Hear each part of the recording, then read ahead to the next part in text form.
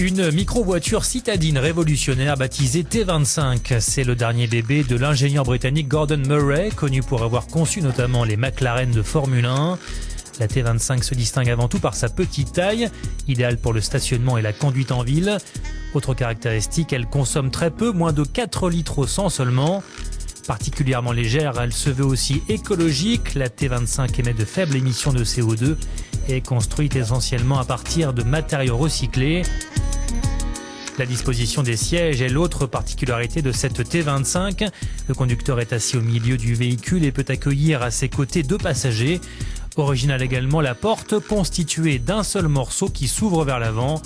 La T25 sera mise en vente dans 2 ans sur le continent européen. Le bus anti-embouteillage. Pour fluidifier le trafic en Chine, une entreprise a inventé un modèle inédit de transport en commun, le bus volant. Le système est surélevé par des rails, un peu à la manière d'une arche au-dessus de la route, et cela ressemble à un gros tramway. Les stations seront positionnées en hauteur et les véhicules de moins de 2 mètres pourront passer aisément sous l'ensemble du dispositif. Le bus en lui-même pourrait transporter entre 1200 et 1400 passagers en une seule fois et roulerait à la vive allure de 60 km/h. Le bus serait alimenté électriquement et il pourrait se recharger à chaque arrêt, notamment grâce à des panneaux solaires. Il coûterait environ 90% moins cher qu'un métro similaire et on prévoit que 860 tonnes de carburant pourraient être économisées en 1 an. Alors forcément tout cela a séduit Pékin qui est en train d'installer les premières rails pour tester le bus et cela pourrait réduire les embouteillages de 20 à 30%.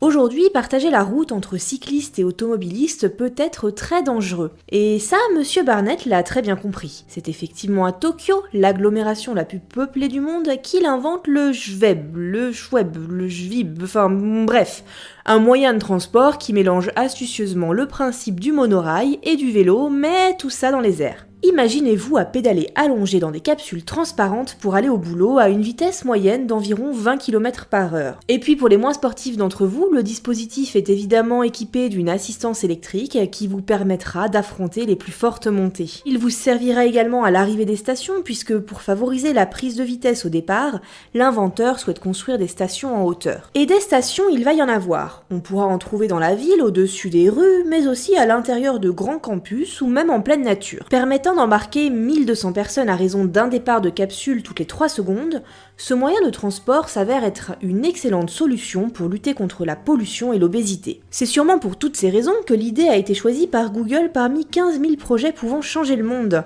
et l'entreprise a financé le projet à hauteur d'1 million de dollars.